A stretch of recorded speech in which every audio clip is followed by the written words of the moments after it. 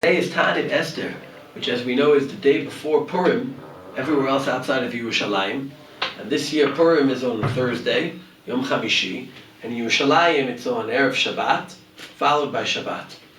I'd like to say something that relates to the whole continuum that we're about to begin. I'd like to begin with something that relates to Parshat Tzav. We say in Parshat Tzav, we read in the Torah, Vayikra Perek Chet, Vayikach Moshe et Shemen HaMishcha, Vayimshach et HaMishkan ve'et kol asher bo. He anointed the Mishkan and everything in it, Vayikadesh otam, and he sanctified them. The obvious question is why we needed this oil sprinkled, smeared, placed on people in order for the sanctity to come. Rashi here on the word lemoshcha, Shmot Perek Chavtet, for Torah first introduces the Shemen HaMishcha, says, "Ubigdei HaKodesh asher le'Aaron yiyu levanav acharav lemoshcha bahem ulemalei bam et yadav." The begadim, Rashi says, were lemoshcha bahem. What does that mean? Why is the Torah describing the begadim as with the verb that describes the Shemen HaMishcha? So Rashi says, lemoshcha lehitgadel bahem, to become greater through them and in them. Sheyesh mishicha shehi lashon srara. The word mishicha can mean to put someone in a higher place. Rashi quotes examples from Tanakh where it appears this way.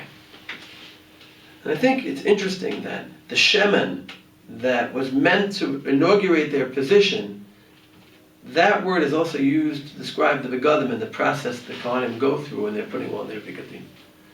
And I think what you see from here is, in order to accomplish and reach any great higher place, a person needs to prepare themselves. It's a process. You don't get there on your own. And Tanakh uses a number of times a phrase that implies this.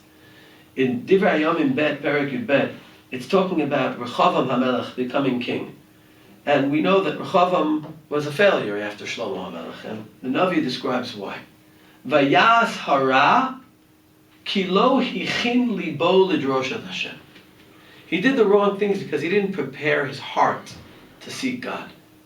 It's not just the interest in seeking God, it's preparing one's heart to be ready to do that.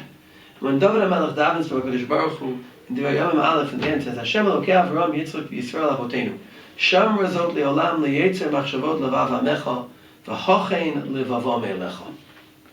David asks Hashem to help prepare our hearts for the relationship with Him. What does it mean to prepare oneself?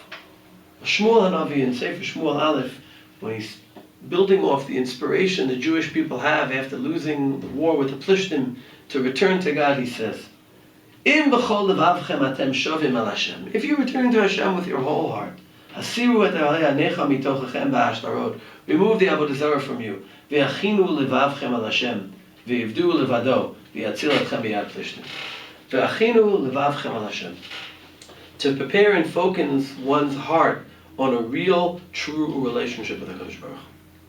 It's interesting that Purim comes after Ta'anit Esther. The opposite of the Yom Kippurim, where we have the Yom Tov on Erev Yom Kippur and we have the day of reflection in Yom Kippur. Here the reflection is before Purim. Because in order to celebrate Purim properly, in order to have Simcha properly, we need to prepare ourselves and focus and know what we're really celebrating before. Think about why the Jews were threatened with annihilation. Think about the problems we have today, so we can try to repair them within our own hearts, prepare our hearts for our relationship with HaKadosh Baruch Hu, go through our own process of Shemen HaMishcha in order to celebrate Purim properly, in order to lead up to Shabbos properly.